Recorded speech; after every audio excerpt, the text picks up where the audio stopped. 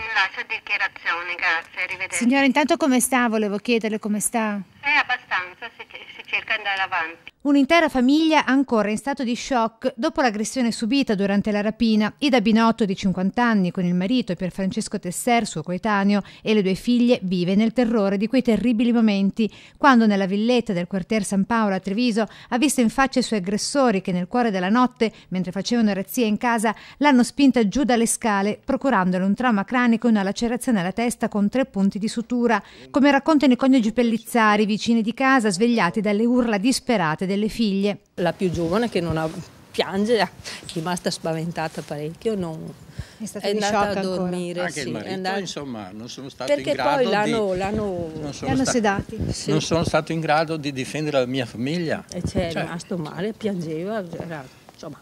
E queste cose qui, chi te le... Queste cose restano poi. Coniugi Pellizzari che raccontano di come l'area residenziale in cui vivono sia tutt'altro che sicura. Noi avevamo proprio aperto il garage poi ha la porta che dà sul soggiorno, quindi...